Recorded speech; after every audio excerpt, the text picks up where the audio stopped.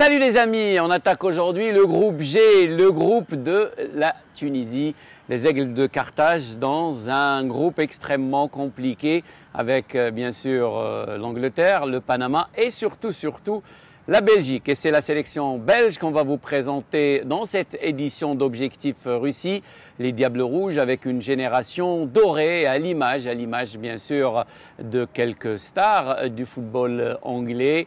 Eden Hazard à Chelsea et puis De Bruyne chez Manchester City, sans oublier Marwan Fellaini chez Manchester United. Sera notre invité dans cette édition d'Objectif Russie, l'ancien Ballon d'Or, le néerlandais Ruud Gullit, qui va nous parler bien sûr de la prochaine édition de la Coupe du Monde, de ses attentes et aussi de l'absence des Oranges des Pays-Bas. Notre invité dans cette édition d'Objectif Russie, l'ancien Ballon d'Or, Ruud Gullit. Ruud Gullit qui nous parle bien sûr de ses attentes du prochain mondial et aussi des raisons, bien sûr, de l'absence d'une grande sélection européenne, la sélection néerlandaise. Ruud Gullit.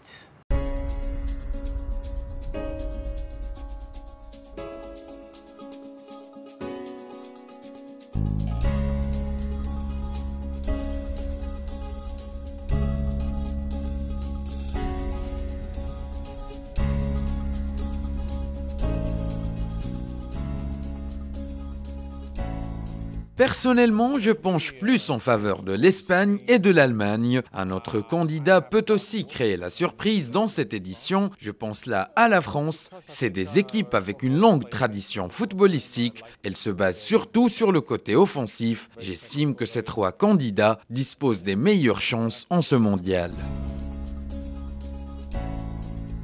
The thing is with Neymar, he didn't play any games beforehand. Au sujet de Neymar, lors de ces 3 derniers mois, il n'a pas joué avec son équipe, le Paris Saint-Germain. C'est ce qui l'empêchera d'être à son niveau habituel. Après toute blessure, il faut du temps pour s'en remettre, aussi bien physiquement que psychiquement. Cela est arrivé à bon nombre de joueurs, notamment à Wayne Rooney. Ça va être dur pour Neymar, mais au fond, je sais qu'il a la volonté pour s'en sortir et j'espère de tout cœur qu'il le fera.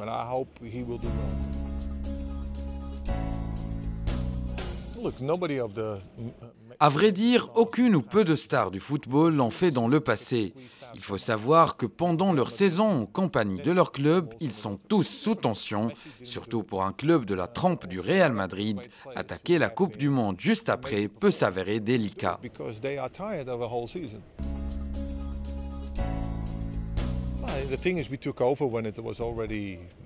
C'est juste que nous avons pris le relais alors que c'était déjà difficile. Nous savions qu'il était déjà presque impossible de se qualifier.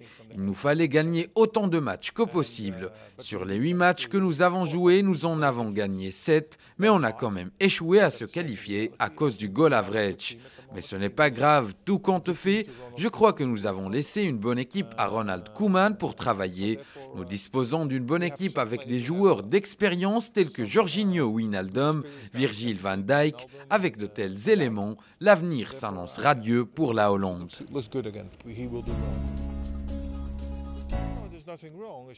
Non, il n'y a rien de mal, rien de sérieux. Le football, comme vous savez, c'est comme une vague. Chaque sélection connaît des hauts et des bas et des hauts. C'est parfaitement normal. Nous avons passé une longue période avec des joueurs d'exception. Là, nous sommes dans une période charnière qui connaîtra la montée en puissance de plusieurs jeunes talents. Attendez-vous à les voir bientôt.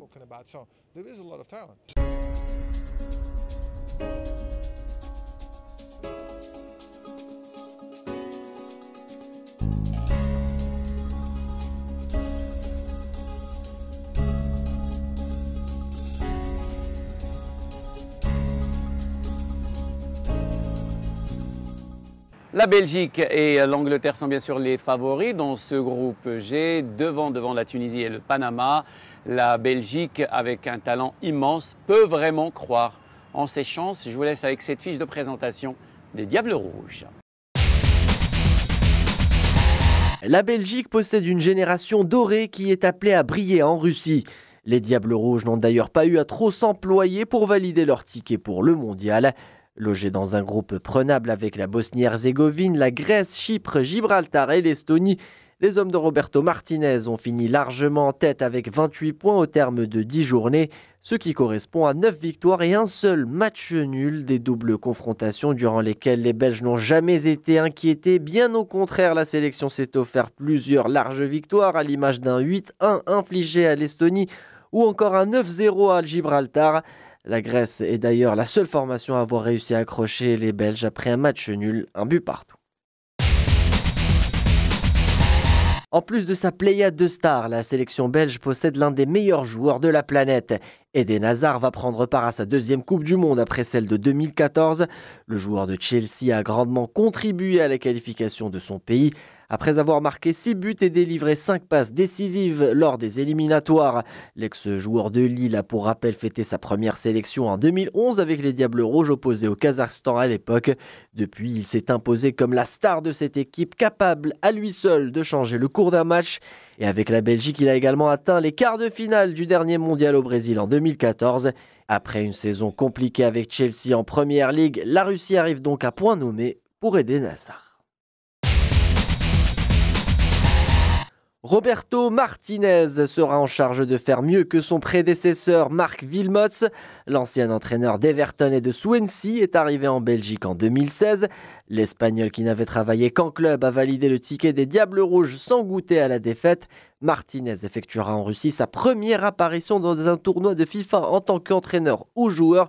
Mais il aura à ses côtés un entraîneur adjoint qui a déjà remporté la Coupe du Monde en 1998. Il s'agit de Thierry Henry. La légende d'Arsenal tentera d'apporter à son tour sa petite touche afin que la Belgique aille le plus loin possible dans la compétition.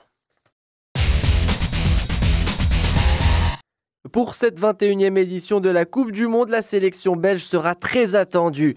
Avec une génération qui impressionne mais qui n'a toujours rien remporté, les Diables Rouges auront à cœur d'envoyer un message fort aux favoris à partir des phases de poule. Cela reste possible malgré la difficulté de son groupe G composé de l'Angleterre, de la Tunisie et du Panama. La Belgique devra d'entrée faire face au Panama avant d'enchaîner avec la Tunisie. Enfin, le dernier match du groupe, ce sera contre les Anglais de Gareth Southgate qui reste leur concurrent le plus rude dans cette phase de poule. Voilà la Belgique donc qui sera très attendue en Russie. Dans le prochain numéro d'Objectif Russie, on va vous parler d'une sélection qui va participer pour la première fois de son histoire à la Coupe du Monde. Il s'agit de la sélection du Panama. C'est la fin de cette édition d'Objectif Russie. Merci de l'avoir suivi.